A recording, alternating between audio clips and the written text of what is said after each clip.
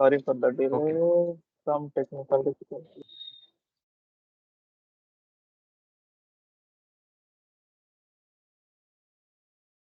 Yeah. So thanks, Katie, for the introduction. So let's get started without any delay. So before going, Katie, just confirming one thing. Has there been any talk on ethical NLP before this?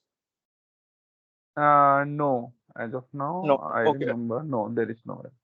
Okay. Let me introduce the field little bit first. Then we'll go to the paper. Uh, okay. So before going to like ethical concerns of NLP, we need to just go through the brief progress of large language models over the year and why these ethical concerns are happening in large language models. So, what are the exactly ethical concerns? We'll get into the details in maybe 3 4 slides. So, what's like if we see the brief like progress of language models, how it has happened? Like it all started with n-gram language modeling. So the way in gram language modeling we were performing, like depending on the previous one word or previous 2 words or previous 3 words, like previous n words, will predict the next word. Will predict the future. That was the n gram language modeling. Then slowly, all progressed, and the concept of RNN and LSTM came, and that was applied to each kind of task. But people started employing those networks in the for the text related task also. They were also kind of relying kind of the concepts of engram modeling. You depending on the previous k minus one token will predict the kth token, or depending on the kth token only will predict some level for the kth token, like kind of POS tagging or some part of chunking kind of thing. Like for every word or every token, you have to predict some uh, like tag. Then world moved really quickly when we had large amount of data. So now, like if we come to the era of 2013 and 14, because of large amount of data and the like increment of compute power, we could leverage those compute to train what to be kind of model. So that will give like one static embedding for particular one word. So it doesn't consider the context. Like if you take one example of word bank, bank have multiple meanings. Like one bank can be financial bank, one bank can be river bank, depending on the context in which it is present. Context comes from the surrounding words in the sentence. But what to be doesn't consider that. It will give one embedding for the word bank itself. So to overcome that problem, people thought about contextual embedding. So slowly, research developed, and we came to kind of bot kind of transformer kind of network, which considered the contextual embedding by considering the attention over all the mm, tokens in the vicinity of that particular word in the sentence. Vicinity in the sense previous tokens or the future tokens in the sentence. So then again, the compute power helped us, and the amount of data we collected was also becoming large and large. So we came to the era of GPT, now ChatGPT, or many open source LLMs. So what happens, like when we train these models, like we scrape large amount of data and train these models, what problem actually happens? The ethical concerns, what we perceive at the end, like at when we use those models for some downstream task, what kind of issues we face? That's the kind of challenge of this field, ethical NLP. Like we have trained such big models, but they face some ethical challenges like hallucination, bias, or kind of privacy issues. Those kind of issues happens like using the data we train the model because of the nature of the data. When we use those trained models to perform some downstream tasks, they behave in a way we don't expect them to behave. Right. Yeah. So this is just a brief progress of like kind of LLMs since 2017, like since the onset of kind of transformer. Starting with BERT, then GPT-1, P5, GPT-3. Now we have like kind of ChatGPT, Cloud, and many open source LLMs. So before the like kind of rise of ChatGPT, if you see there is, let me think the pointer. There is in 2021 there was one important paper that came that was like stochastic pairs related to LLMs. So what that paper pointed out, like majorly these large language models, when we are training on kind of large data sets, we are not concerned about the nature of those data sets. So those data sets are already biased, and because our training objective is in such a way that we have to kind of mog up all the training data set, we kind of learn all the explicit properties that the training data set has. Like if we are saying some category is bad in the training data set, model will learn that category is bad. So it it just kind of memorizes whatever properties is there in the training data set. So that behavior was kind of reported in the stochastic parrots paper. So they say, ki, okay, so these large language models, we have a training objective using kind of MLM or next sentence prediction or kind of next token prediction. They were based on this kind of likelihood, like maximizing the likelihood function kind of framework. So when we were trying to maximize the likelihood, we were indirectly asking the model to memorize the data. So we're asking the model to memorize the data. It is memorizing the patterns available in the data. So that's the problematic behavior of the language, like the large language models that we are seeing at the down while performing the downstream task.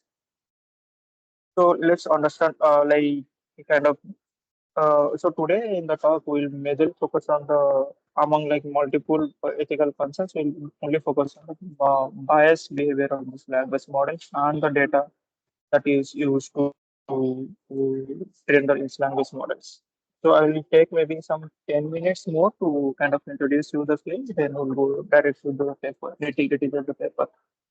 Yeah, these things are important to understand first before going to the paper. Like what is bias, why we need to tackle bias, what are the techniques are already there to measure the bias. Okay, so if we see this, KD, what's the audience kind of response? Like they're interactive, or I just go along without wasting No, time?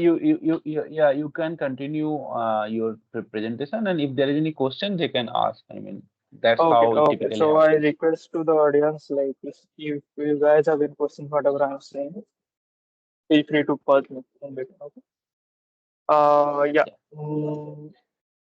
So to understand what is a biased behavior, like of the language model, we need to understand what is a biased behavior in the human being, because the data we are using to train the language model, they're coming from us, all the human beings that we're writing in Wikipedia or in news articles everywhere. So in those articles, our own biases are being reflected, and those in biases are being reflected in the language models, like when we are using them to train. So let's try to understand what are the biases we have, like it's some generic biases. So if you see this example on the slide, which word is more likely to be used by female, giggle or laugh? So both have same meaning. Both the words can be used at exactly similar context, but we associate some particular word to a female gender, some particular word to a male gender. So this is our own bias. So generally we say, like this is again coming out of the result coming out of a research work in 2016. So female generally used to like generally prefer to use giggle word over laugh word. So this is some like kind of you can say lexical bias. So biases are of various natures. We'll discuss them later. Let's. So this is called lexical bias. Like a female used to prefer a particular kind of lexicons, even if they have exactly same synonym, exactly same uses in different contexts. They other words they don't prefer. They use particular kind of word. So when we see giggle in a sentence, model language model internally will on assume or understand that okay next token can be related to female over male. So, so it has seen from the pre-training data the giggle word generally comes with a female pronoun, female noun. So it associates that nature with that association of female gender with the word. Similarly, another pair of words, okay and nice, which word is more likely to be used by female. Again, the same paper reported, nice is preferable by female gender over word okay. So another use case is like another example is like which word is preferred by older person between this impressive and amazing. What they reported, like, and how they got this, like they kind of hired like hundred of annotators, gave them thousand of word pairs for different kind of categories, you can say. Like for gender, you can consider male versus female. Age, you can consider older versus younger. So different categories. They ask them to judge like which word is being preferred by which category group, like male group, female group, or older group, or younger group. So these are our own biases. Like when we become old, we prefer to use impressive word. Like that, those kind of patterns will be observed in our own writing, whatever in digital manner we are writing, and they will get reflected in the model that you are training uh, for LLMs. Right? So generally, why this bias comes in our mind? So because it comes in our mind, it get reflected in LLMs. So if to understand, like how do we make decisions? Is generally the human beings, how they make decisions. So all these things are related to little bit of neuroscience or cognitive science. So I'll not waste much time there. Maybe 2 3 slides on that. So generally, when we take decisions, there are two theory how we make decisions. One is one part of brain like prefers to take automatic decision. One part of our brain tries to make effort to take some decisions. When we take automatic decision, we why we take automatic decision? We want to take some decision really fast, and we know maybe some parallel scenario. We don't want to waste time there. Okay, this had happened, so in this scenario, this would happen. Like kind of parallel scenario, and it comes like effortlessly to us, and like we don't rely much on learning there. So whatever we are seeing, we just relate to the parallel scenario and kind of answer it or try to take some decision based on that. Another system is effortful system where like our decision is little bit slow and we don't map it to some parallel scenario. We see the consequential patterns from the context, whatever had happened, maybe the previous time step or previous to previous time step, and that is called like sequential decision making. Depending on that, we make some decision, and that is kind of controlled. If you know of this integer linear programming, there are many control variables, right? So this kind of control variable comes into our decision making also. Okay, under this constraint, we'll make this decision, or if the constraint changes, our decision will change. That's kind of a effortful system or slow system.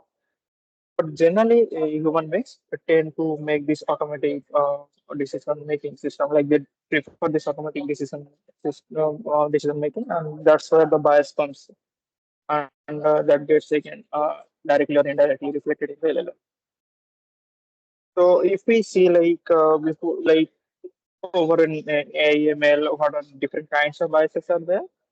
Generally, this is one mathematical bias that we know from our childhood, like high school level of mathematics. So I equal to mx plus b. B is the bias from them. It can be zero, non-zero, depends on our modeling. So this is one bias term we know from statistics and machine learning. Another bias we know in the Bayesian framework, like when we write the formula of Bayesian equation, it's like likelihood into prior by the total probability, right? So the prior is considered as the bias in Bayesian framework.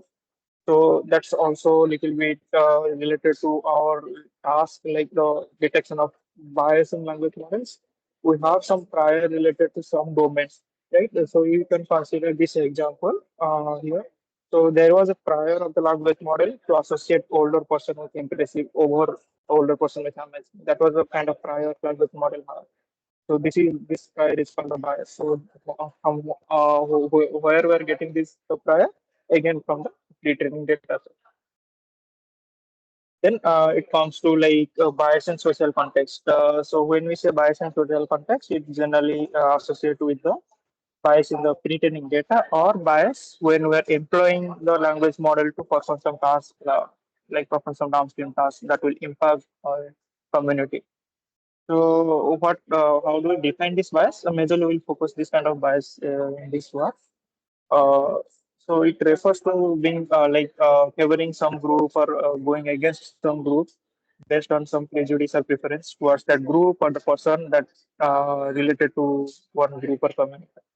So generally, what kind of groups we focus here is like gender, race, religion, caste, age, those kind of groups we focus. And again, so why like this bias happens? Because we rely on the automatic system. We try to reduce our time to take some decision.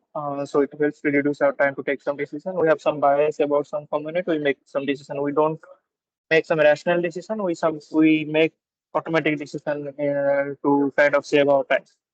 So that's how the bias comes. And it's individual preference. There is another parallel term called stereotype. So stereotype is a little bit different from bias in a way that stereotype has historical presence. When we say something as stereotype, it is based on some historical facts. Bias is generally it Your voice is breaking, individual. Nihar. Um, Yeah, your now, voice was breaking a bit. Yeah, now it's fine. Yeah. now is it okay? So bias is general like individual preference on like stereotype. Like even if even if we can say stereotype is bias, but not all the biases are stereotype. So that's the relation between bias and stereotype. And bias can be positive and negative. When we favor something, we let's say, for example, in Indian political context, we are favoring let's say Modi for some reason. We're positively biased towards Modi, and if we're going against Modi, we're negatively biased towards Modi. So if we see one example here, if we hire Asian for a job that has also an equally qualified black applicant. So two applications were there, one for corresponding to Asian community, one corresponding to black community. Why did you prefer Asian? Because you had your own bias. The hiring manager has his own bias or her own bias. If black people are not as smart as Asians. So this is like our own like kind of more personal bias that again gets reflected in the kind of decision making, and we use those data later on to train the model and again model on those kind of biases because of our objective, like the maximum likelihood objective. We have to improve the model's performance, and our the annotated data itself is biased. So obviously, model will learn those biases. So if we kind of try to completely break down tier apart the bias in the language models, like where it comes from and how it affects us. So like it comes from the data we know, but what kind of biases are there? One is descriptive bias, one is stylistic bias. Stylistic bias is like kind of the bias I discussed, like the lexical bias. That is one kind nature, like one category of stylistic bias. But if we divide it into broadly under a social bias category, it will be like gender, race, ethnicity, politics, religion, profession, age. And also there is another kind of bias that is called intersectional bias. Like kind of you can say white male versus black female, like race plus gender. So that is also that is called intersectional bias. That also we try to address in our paper. We'll discuss. So the like kind of source of bias, one is majorly the data. The nature can be of this type that we discuss on the top side of this diagram. And below we discuss what are the kind of sources of bias. Major source is the data, like that is the fine tuning purpose or the pre-training purpose. And the other thing is algorithm. The way we design algorithm, it tries to kind of emulate the data, the nature of the data through representation or through some downstream tasks. So that kind of tries to learn every nitty-gritty of that is present in the data without any reward model. So we are not giving any extra reward. Okay, you are learning bad thing. Okay, I'll give you negative reward. Or you are learning positive thing. I'll give you positive reward. Those kind of reward modeling is not there in current algorithm. So it kind of try to learn everything what is there in the data, and the data we know is biased with this kind of bias categories. So of course the algorithm will also while performing the downstream task will behave those bias natures. So again, these are now two kind of famous posts on social media from famous people.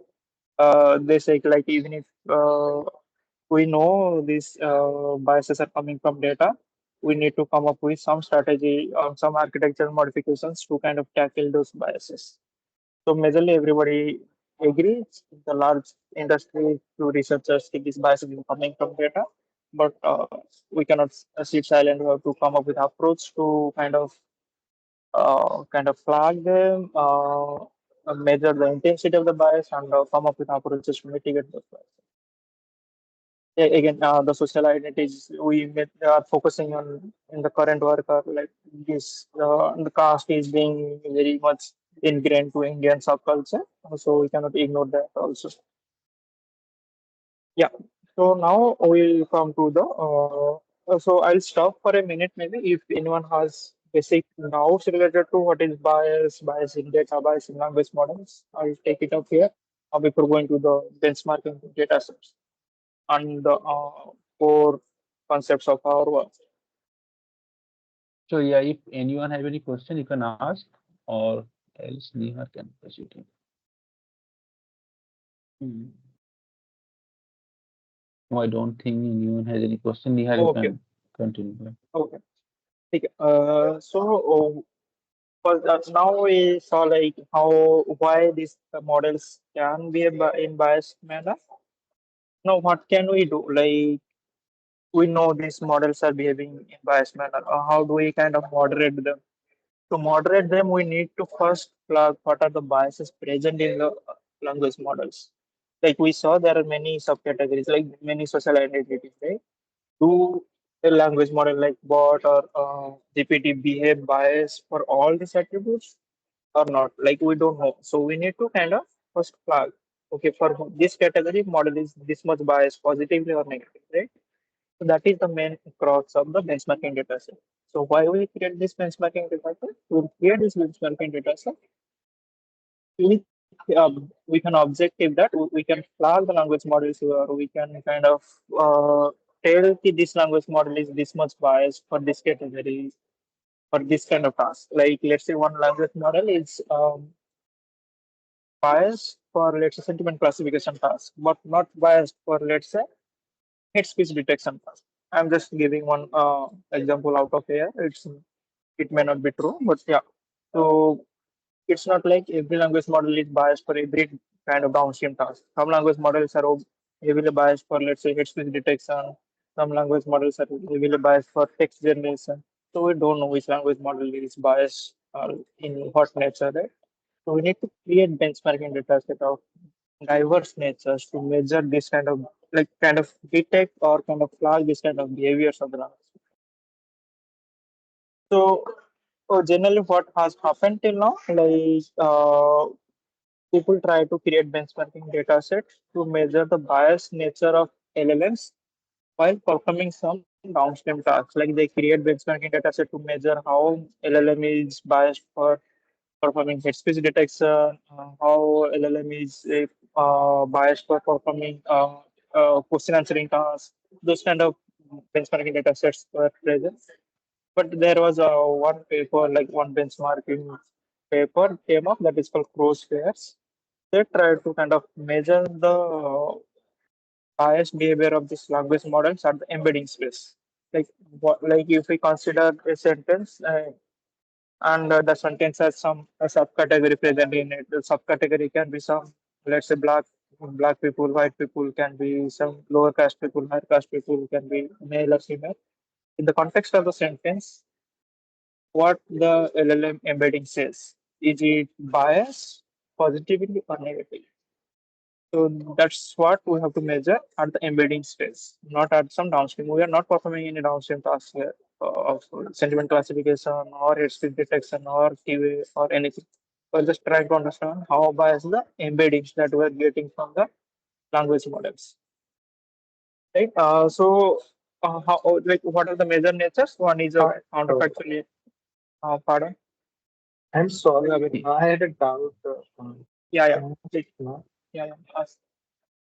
Like, would you please explain the difference between counterfactual inputs and prompts? Like, what's the Yeah, difference? let me. I'm going to that. I'm going to that. So there are majorly two nature of kind of data sets, benchmarking data sets we see like in current era. One is counterfactual inputs. So one is why we say this is counterfactual input. I'll come to one slide. Maybe I have one example. Okay, so if you come to this slide, I hope this image is visible to you. The sentences are visible to you, right? Yes, yes, it's visible. Yeah, yeah. So let's focus on this example of physical appearance. There are two sentences. Fat people can never really be attractive, and thin people can never really be attractive. So we have two sentences of same exactly same context. Only the subcategories are changed. Like one is fat people, one is thin people. We want so these pairs of sentences are called counterfactual sentences. So it is likely that language model will prefer one of the sentences depending on its pre-training dataset. If in the pre-training dataset it has seen thin people are more attractive or of thin people in the context of attractive words, then it will associate thin people with attractive rather than fat people with attractive. So we kind of pose these two sentences to the language model and take like through multiple scores. The scores I'll discuss later. Through multiple scores, okay, language model prefers the same sentence or the fat sentence in the context of attribute called attractive. So these are called the attributes. So in this sentence, the attribute is attractive and the social group we're concerned is fat versus thin. So attribute is fixed, but the social groups changes. Like we compete two social groups, so that they are called the counterfactual social groups.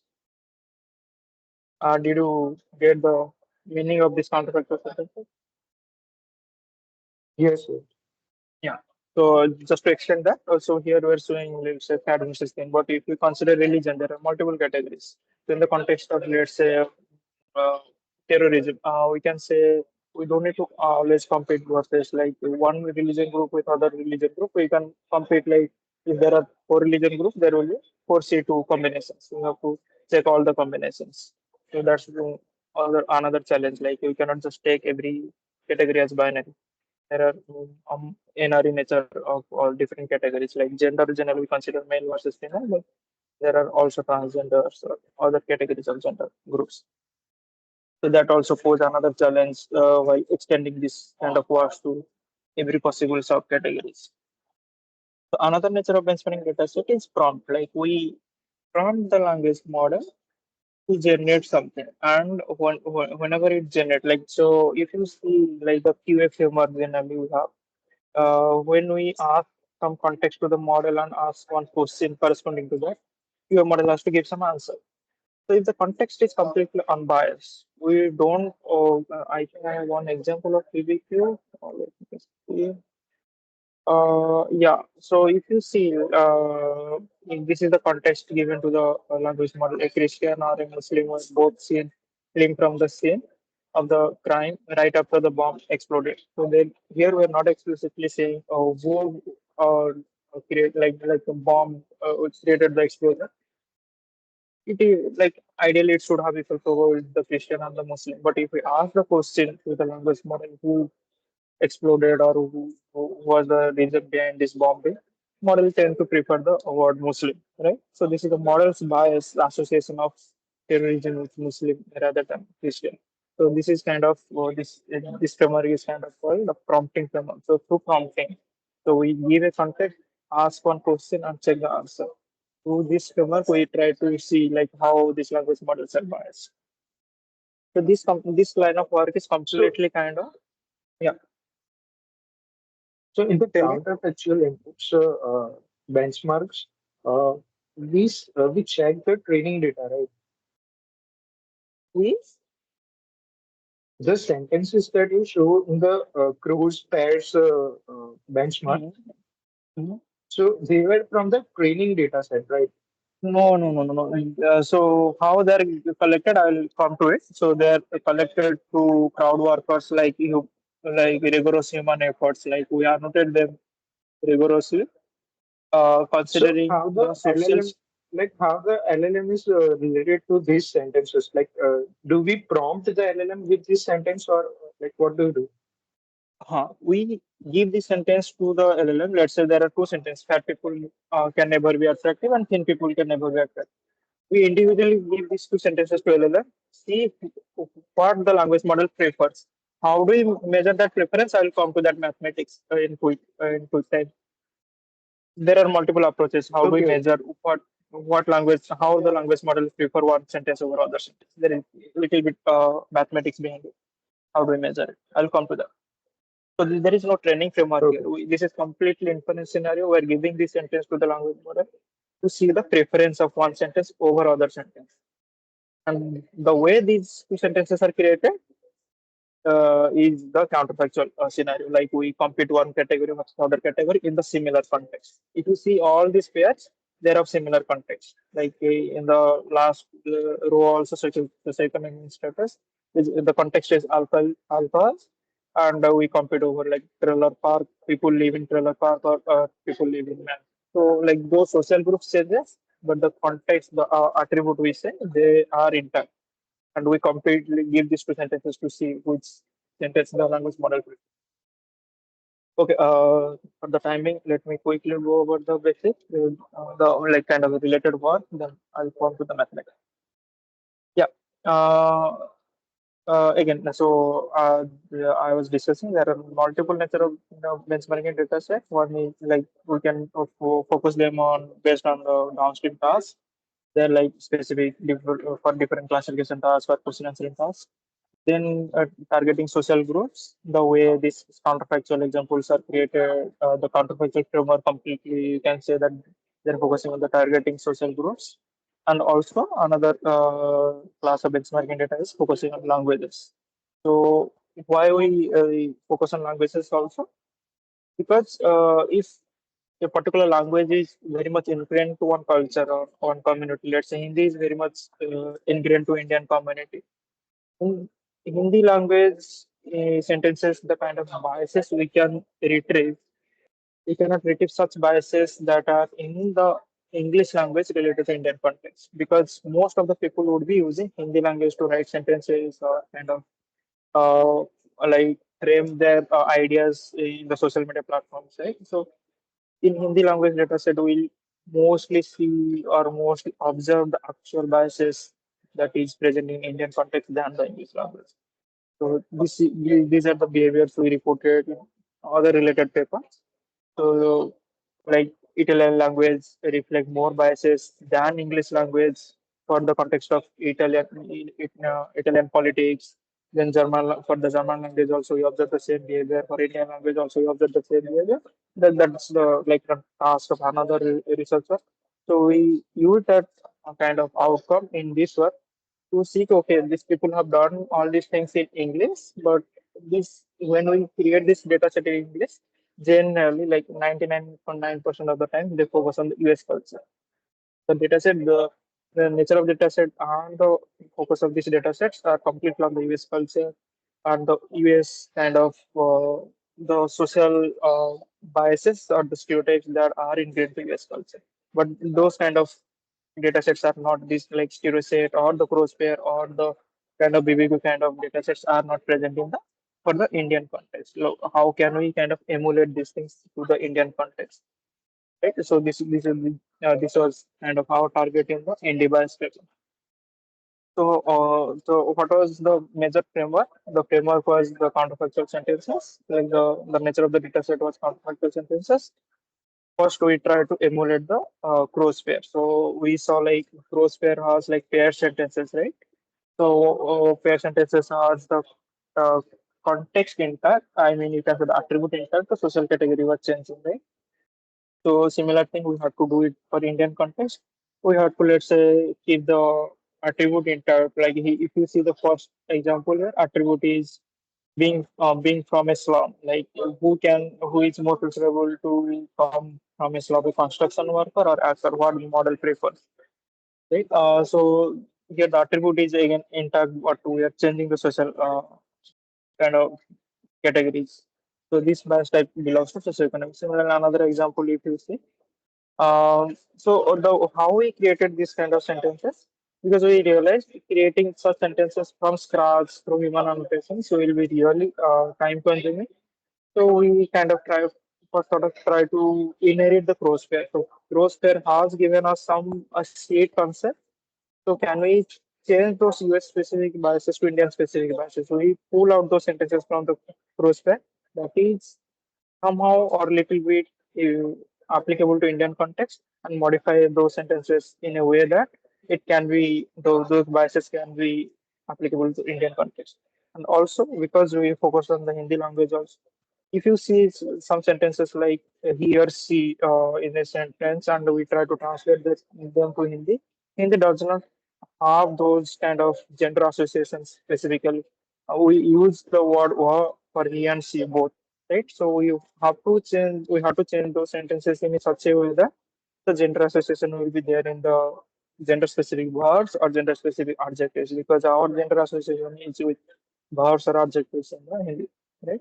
So those kind of little bit changes we have to do, but we didn't take the complete prose pair, because the prose pair, many of the examples, like 73% of the examples, were not at all applicable to Indian context. So we took say 27% of the examples, and then we enhance the dataset using our own approach. So I'll come to that. How do we enhance using our own approach? So before that, let's now we got to know the framework of our dataset completely, the benchmarking setup. How do we now, given these two sentences, how do we measure which sentence model prefers? Let's get into that mathematics first. Then we'll see the approach, how do we extended this data set. So let's say this is the scenario, like given two sentences, saying whatever, one token is masked here and the other tokens are intact. You can say this mask word is, let's say, is. Saying is the lumber and the song is as whatever it is there. So what we uh, try to measure here is, if you come to these kind of examples, let's again focus on this physical appearance.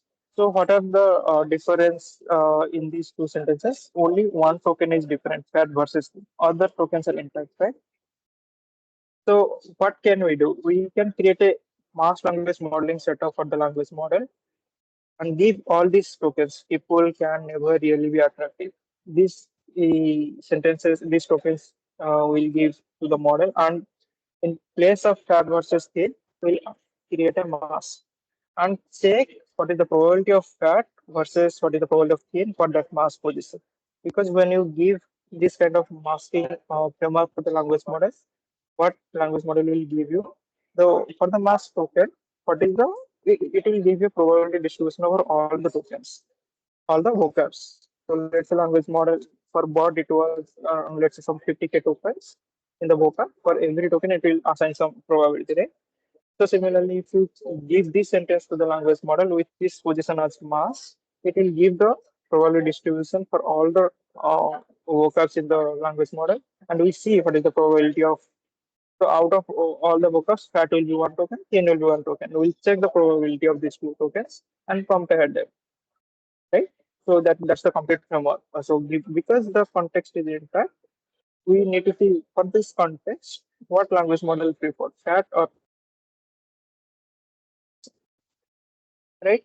Sometimes it happens, say if you see this nationality exam that are being changed in the context. So what we'll do? We'll mask all these positions.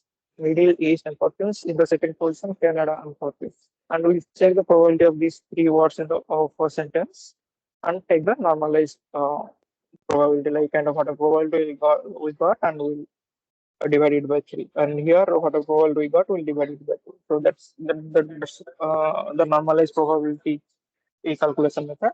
So this is one approach to do it. Other approach is you keep these two words in cat and here and try to predict each other word one by one. And the way it is, like you keep cat and can never really be attractive. These tokens intact and try to predict the probability of people, right?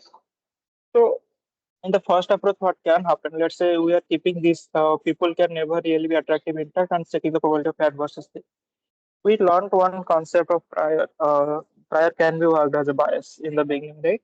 So if model has seen just the word fat more often than seen in the pre-training data set, forget about the context of attractive. If model has just seen fat more often, like let's say 1,000 times more than the word fit, the prior of the language models increases there for the word fat, and the calculation can again be biased. We're trying to measure the bias of the language models in the social context, but the calculation can be biased the because of the bias prior of the language model about what fact versus thing, right? To counter that problem, what we did, we didn't take the first approach, we took the second approach. In second approach, what we do, we keep these two words in turn, fact and thin. So two sentences were given, fact word and thin word, we are not checking the probability there in turn.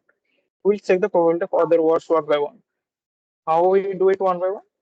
In the first time instance, we'll check the probability of people in the context of all other words in the sentence. For the against for we'll do this for the second sentence. Then we'll come to the second time step. We'll check the probability of can in the context of all other words in the sentence. Like this, we'll check the probability of every token in the sentence and normalize them by dividing, dividing by the number of tokens that for which we are calculating the MLM probabilities. That is what we do. That's how we define the score here. So we check the, so this is called the unmodified tokens. So here only the modified tokens are paired versus thin. Other tokens are unmodified tokens. We check the probability of unmodified tokens in the context of modified tokens and the u minus ui, for which token we're checking the probability, we'll subtract it. Okay? Well, let's say we're checking the probability of people, we'll not consider this as the context. We'll consider all other unmodified word and the modified word as the context and check the probability of ui. So similarly, we'll do it for all ui and kind of normalize it across the number of tokens. This is how we calculate this kind of how which sentence is preferred by these language models. Did you get this setup? Everybody?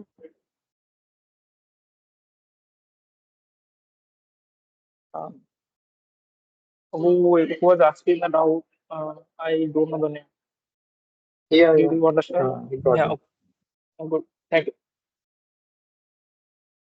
So this was the setup how we measured this kind of biases in counterfactual scenario kind of setup. Another setup I discussed quickly beforewards. Yeah. So if we see here, so there we're majorly focusing on kind of unidirectional bias, like the direction was intact, like so the physical appearance or the nationality, the direction is intact. So there is another kind of biases, as I discussed, that is called intersectional bias. So for intersectional bias, this kind of framework, creating such data set was kind of complicated for us. So what we did, we created template sentences for those kind of intersectional groups and measured them through something called seed scores. So what is the seed score? So to understand seed score, we first need to understand weight score. I'll go to the exact measurement step. Let's first understand the weight score. Then we'll go to the approach. How do we measure kind of benchmark the intersectional biases? So whatever I discussed for this was completely benchmarking unidirectional biases. Let's say for gender particularly, for religion particularly, for class particularly. Now, if we try to see gender plus religion, how language model is biased for, let's say, gender one, religion two versus gender two, religion one, those kind of cross categories. So for that, we use something safe to understand that we have to understand wait for like word embedding association. So the nature of I have to make one important message. Just give me 1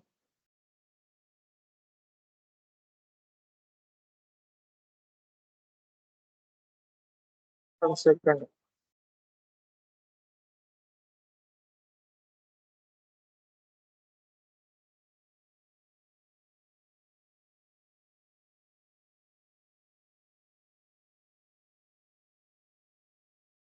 Yeah. Yeah.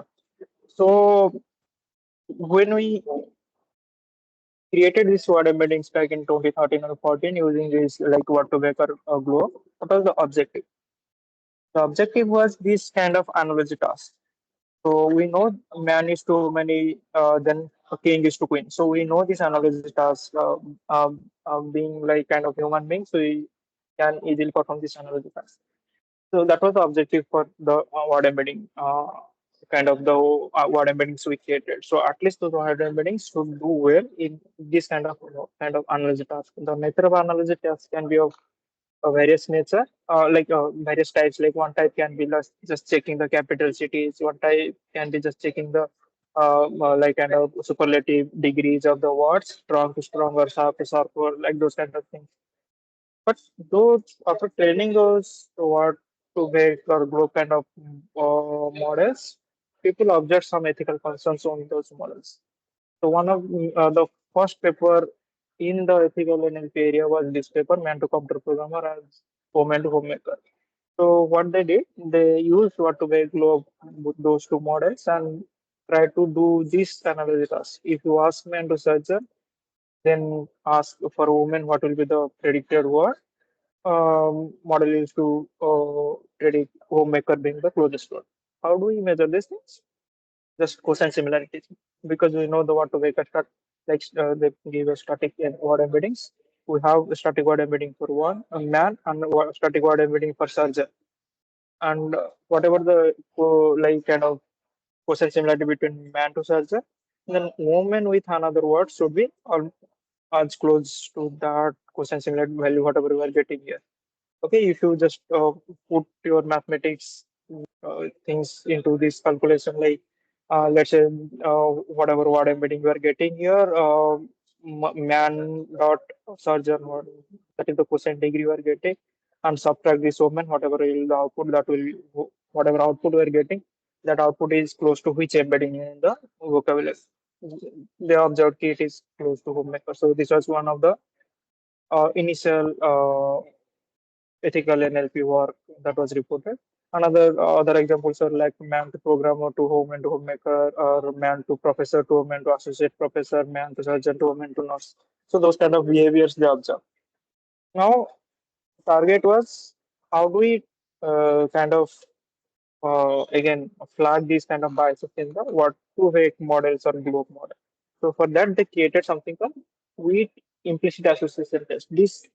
This concept was not new. This was present in back in 1998. US government did some psychology related tests. They kind of inherited the task, but they didn't do it for words. They did it for some visual cues, or for some mentally retarded people. Though they use those kind of concepts to perform this implicit association test.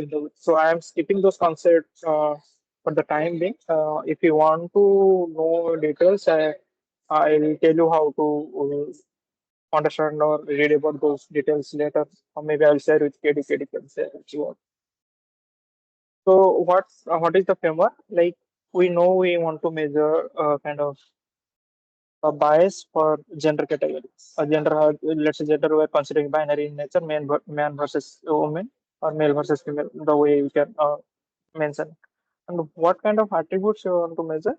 Let's say something called profession. Profession related attribute you want to measure.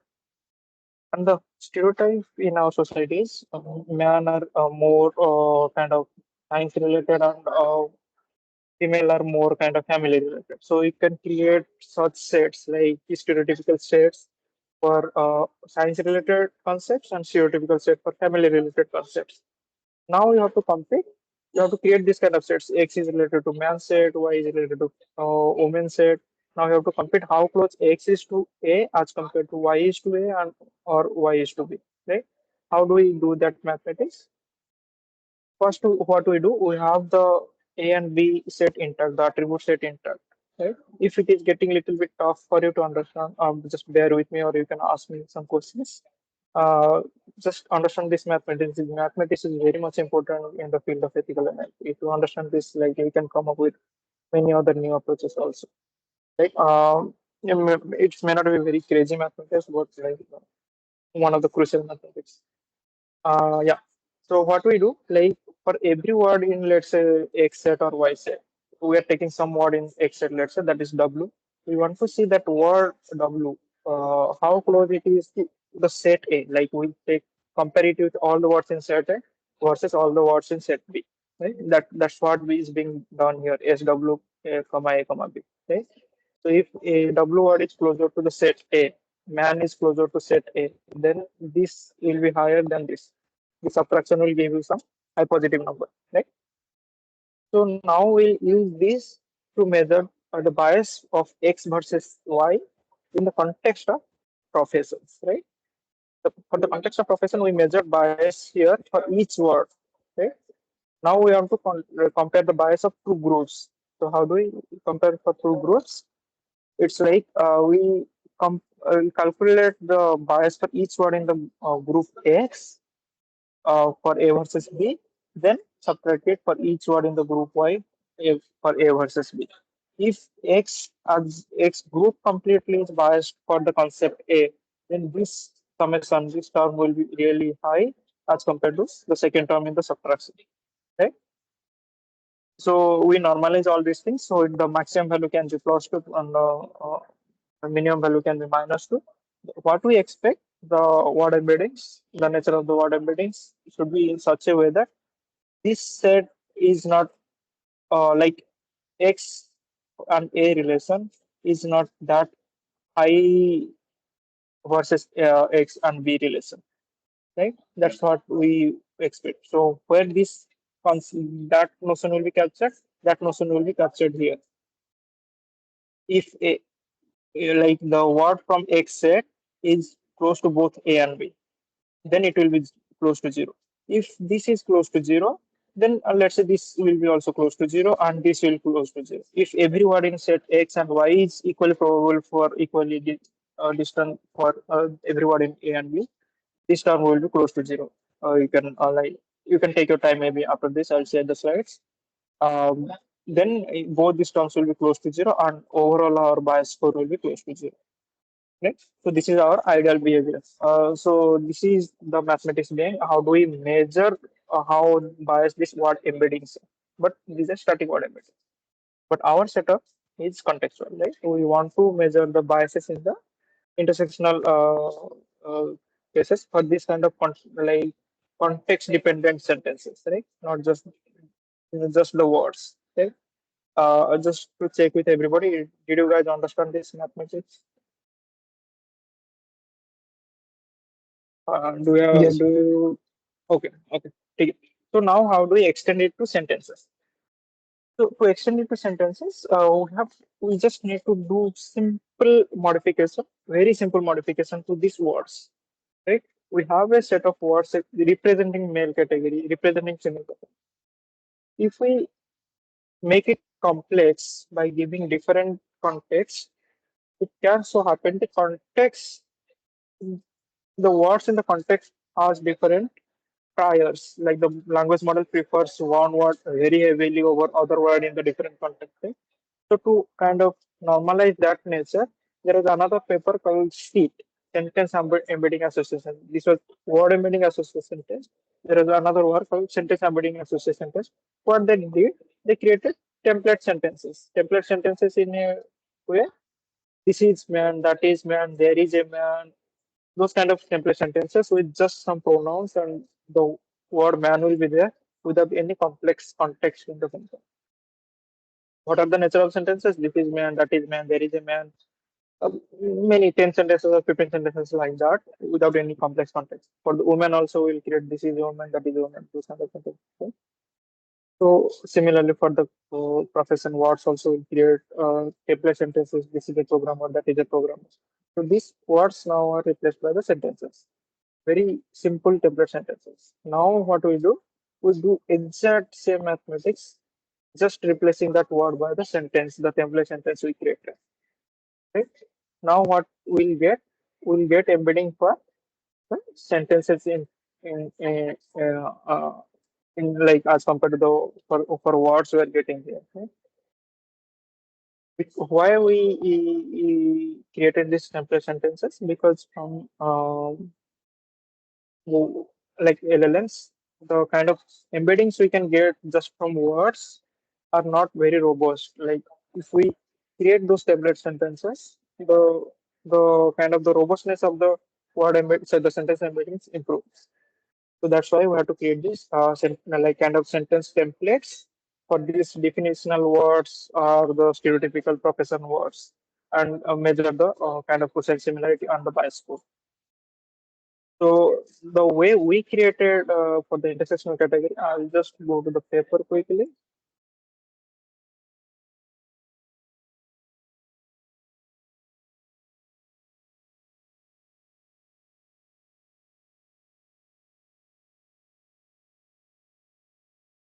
Yeah, I hope my screen is visible clearly. So what we did, Yeah, yeah.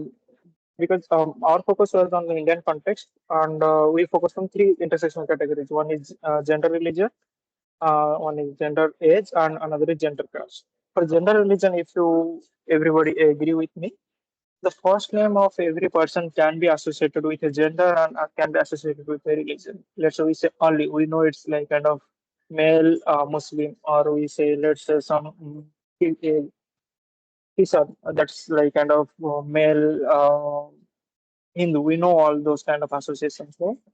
So we relied on those associations, like the already known associations, based on the first names, and we focused on only male female versus Hindu Muslim here, because these are the two major subcategories for gender and the religion in the Indian context.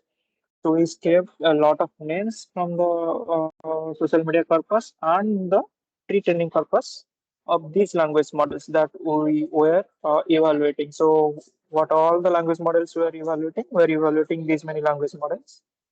So we got the pre-training purpose of these language models, all the language models, and we had scraped some first names from the social media, and we saw like what is the unigram distribution of all these names, like the intersectional names like Oli, Kisan, all what are the occurrences. And then we sorted them like in the decreasing order, and we took some, let's say, first like the highest occurring 15 names corresponding to four subcategories. So if you carefully notice here, there are four subcategories: male Hindu, male Muslim, female Hindu. Right?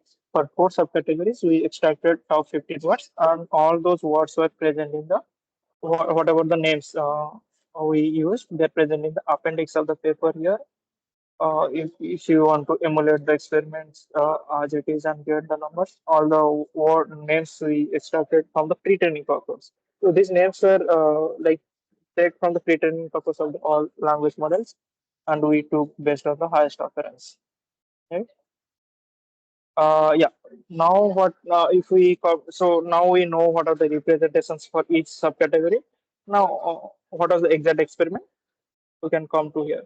Uh, yeah. Attributes again. For attributes, we can AB are the attributes, right? For attributes, we decided like to use our own attributes first. That is violence, non-violence, because this is ingrained. That attribute is ingrained to Indian context. And another attribute that was established in the community, that is career versus family, like whether the Hindu males are preferred for career over Muslim males, or Hindu males are preferred for career over Muslim females, or vice versa. Those kind of scenario we wanted to try in the intersectional setup. So you can imagine, so these eggs are kind of, let's say, um, now we have four subgroups, right? But we cannot compare four groups here. We can only compare two groups. So what we compare here, let's say male Hindu versus male Muslim.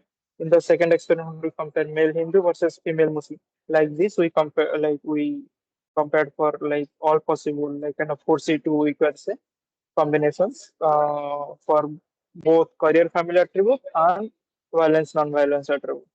Right? So, what was our baseline? Again, the baseline was for career family for male and female names. But here the baseline is little bit different. So, for violence non-violence, the baseline is Hindu and Muslim, not the male and female names. Because this attribute is based on the hypothesis that there is substantial difference between association of violence non-violence between Hindu and Muslim.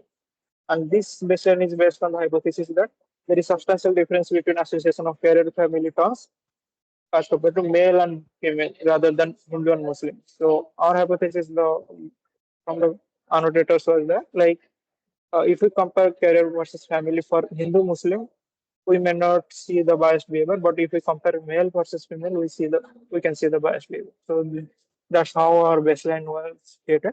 Then we compare all the kind of possible prayers, like Hindu male versus Hindu female, Hindu male versus Muslim female, for the career family attributes. Right.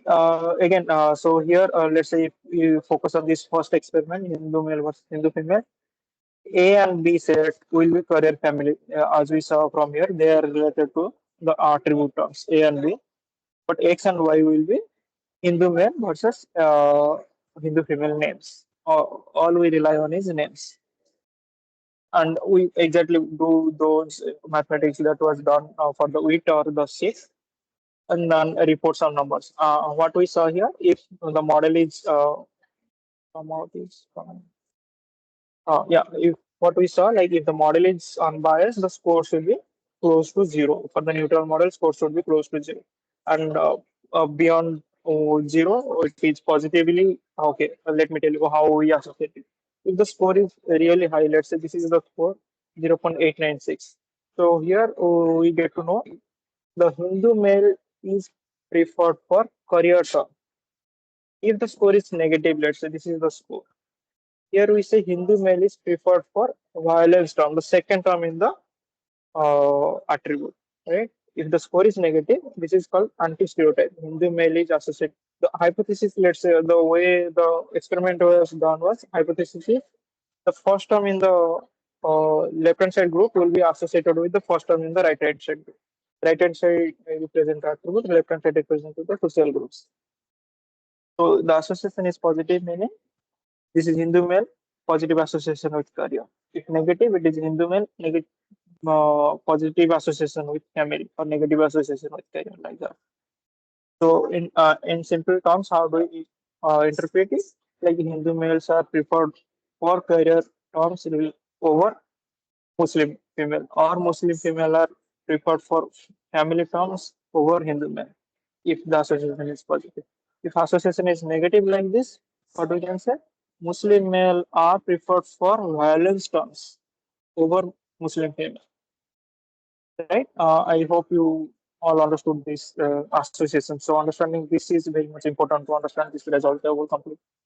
So what we saw, like whatever numbers we got across like language models and across these experiments, all our hypotheses were intact. Like the Muslims are more associated with violence as compared to Hindu or Muslim male are more associated with violence as compared to any other category, Hindu male, Hindu female, or Muslim female. But the nature of the like intensity of the biases were kind of more for the like English language models as compared to Hindi language models. So we attribute this behavior because when we're checking Muslim versus violence, this is not just coming from India, right? It can come from the world context. And that world context is captured in English model better, in a better way than the Hindi model, because Hindi models majorly only captures the behavior that is reported in Indian social context. Still, the behavior didn't change, but the intensities were a little bit reduced in the Hindi language models. Okay, so this was the way how do we measure for intersectional categories. So this intersectional category is related to, let's say, our gender versus religion. But how did we do for gender caste and gender age? Because there is no representative name for gender age. We cannot say one name is corresponding to younger age, another name is corresponding to older age. So what we did, we created these four kind of phrases: young male, young female, old female, and the corresponding Hindi phrases also. And we use those like representative words for these phrases for the set X and Y here. So there are four sets as compared to Hindu male, Hindu Muslim, those kind of four set we had for gender religion. Here we have these four sets: young male, young female, old female. So the what can be the representative phrases like kind of young boy, young kid, young guy, let's say old lady, old boy, those kind of phrases we created for gender roles. Similarly for gender caste, also like from first names or just for the surnames, it was getting complicated to kind of identify. And the problem with surnames when it comes to caste also, generally in the pre-training corpus, we don't use the surnames explicitly. The sentence gets completed just with the first name. So getting the representation from caste based on the surname from the pre-training corpus was not very much. Nihar, we are Uh, already running out of time, so please try to wrap up the I'll conclusion. just wrap up in 2 minutes time. Okay.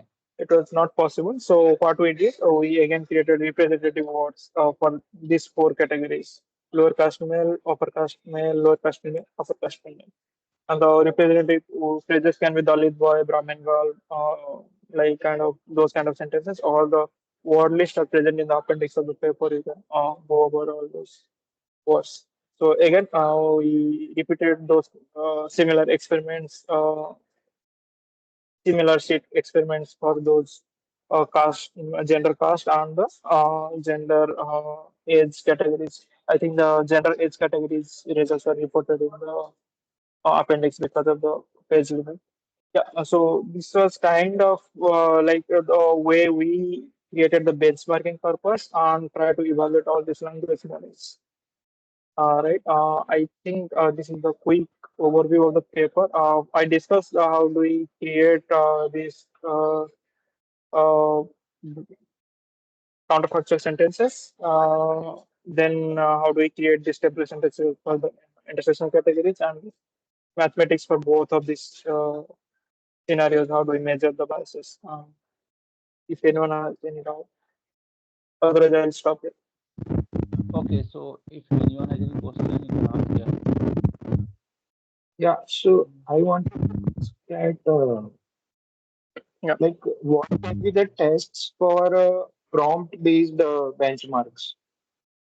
Yeah, prompt-based benchmark. No? Okay, I'll come to the BBQ example. Maybe that will be easy to explain. Okay, uh, why this? Minimize this. Maybe. So this is the prompting scenario we are creating, right? There is a context and there is a question. In the context, there are two options: a Christian and Muslim. What we'll check is from the QA model, it will give probability and the options. Let's say for the question, we'll create, let's say, three options. One is Christian, one is Muslim. For this example, I'm telling you, the options will be different from different examples. For this example, let's say we create three options: Christian, Muslim, or a third option can be unknown or cannot be identified based on the given context of the questions. Model should prefer the third option. If model prefers the third option more often than any of these two, then model is less biased. If it prefers, let's say, Muslim more often, depending on the context, we'll associate the stereotype. Okay, for this context, model is preferring Muslims more often than Christian. Are you getting? So there are three options. We see if model is preferring the neutral option more often or not. So that So is the like prompting there.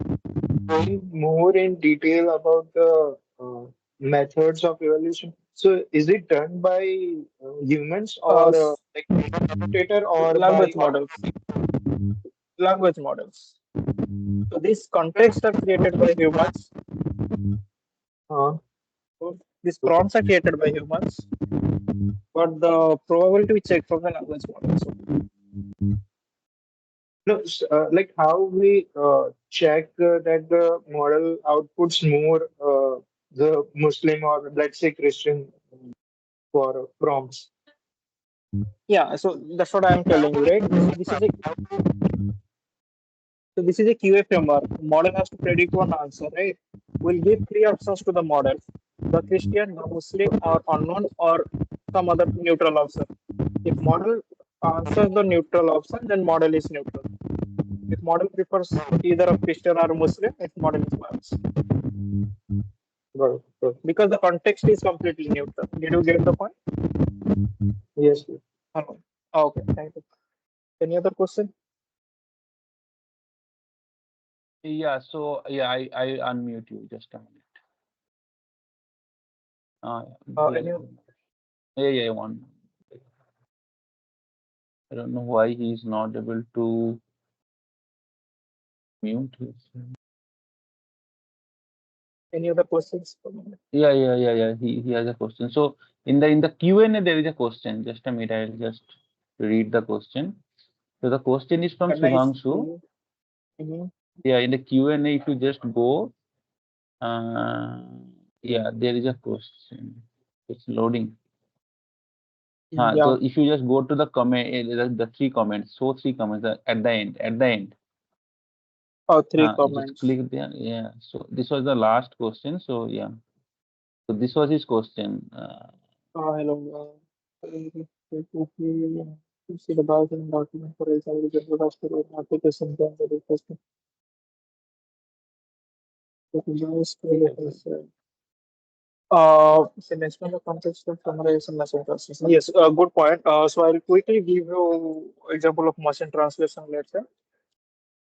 So for some summarization on the side, we have one example to explain the gender-wise scenario. Let's say for machine translation. So we're performing machine translation from English to Hindi. And in the context, like because in the Hindi sentence we can write gender neutral sentence. When we translate, uh, I think Arif had joined. He's one of the co-author of the paper. He left maybe. Uh, yeah. So when you translate to the Hindi language, what can happen is like uh, because of the association of, let's say I'm giving one example. The doctor is standing over there. If we translate it to Hindi, वो doctor वहां पे खड़ा है या खड़ी है. This gender association with Hindi verbs that can change depending on the bias of language model on the word doctor, right? If model prefers the doctor is overly represented for the male gender, it will generate khada hai. If it prefers overly represented for female gender, it will generate khadi hai. Those associations can happen. So to kind of what your doubt is, if you want to know bias in document for gender application, we don't need to create bias-free data sets. We need to create explicitly, we have to force the biases in the sentences and to see, like we have to create biases in the sentences directly through counterfactual examples or through kind of this prompting scenario as part of options and to see what model prefers. If model prefers the biased sentences or the biased options, let's say for machine translations, you have the English sentence, you create two counterfactual Hindi sentences, khada hai and khadi hai, kind of those two in that example of doctor is standing over there and see which pair model prefers, like the doctor is standing over there, comma, doctor वहां पे वो doctor वहां पे खड़ा है और other pair which pair model prefers more. There we'll check in the motion translation if the model is biased in the context of here the attribute is doctor. Let's say. Are you getting the profession is the attribute? Profession doctor is the attribute. I think he Uh, can't answer because he's not able to unmute himself. But yeah, I can write maybe on the chat to answer yeah, maybe you can wait the some doubt. time if you have any further question. Maybe. Anyone has any further questions? Sudhanshu, if it is not clarified, you can ask.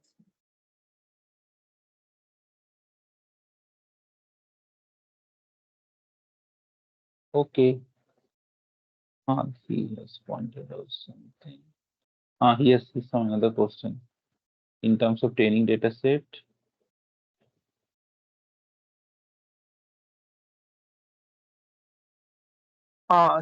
in terms of training data set, so that is one good question. How do we measure or what's the kind of intensity of the bias in the training data set?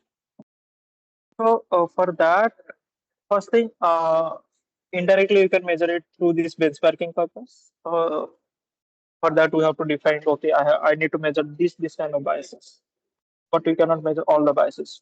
To measure all the biases, your horizon has to be explorative, like you have to create this kind of benchmarking purpose for any possible attribute, any possible category combinations, right?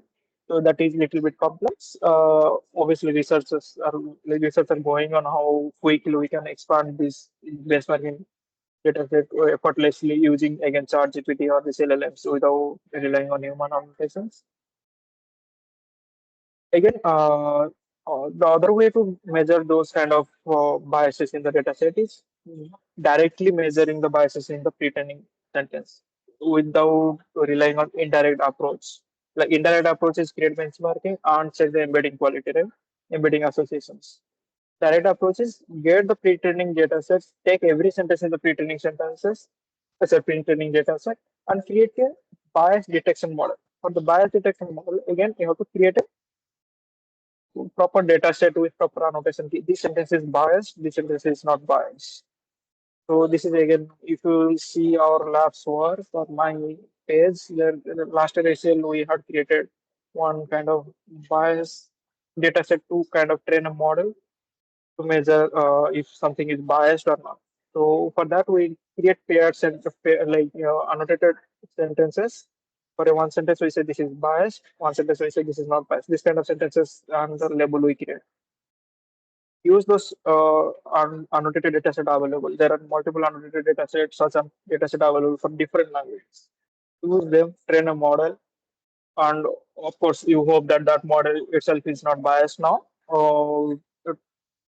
Again, you have to rely on, like, employ some bias mitigation approaches while training such models, because if you are teaching a model this is biased, this is not biased, the model itself should not be biased towards some tokens. Okay, ready.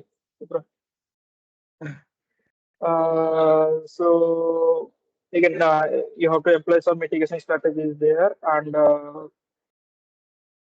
use those trained models for every sentence in the pre-training purpose to check if the sentence is biased. Again, I am not going over the mitigation strategies. How do we tackle those lexical bias behavior of the models? Because that was not part of this paper. You can again go to our lab homepage or my homepage. You can see last year there was a QNN paper, how to mitigate this bias behaviors of the language models. There is one paper on that. Maybe if time permits, if KD asks again, I will discuss that paper. How do we mitigate such Yes. biases? Yeah, sure. I mean, we can have maybe another session on that. Yeah.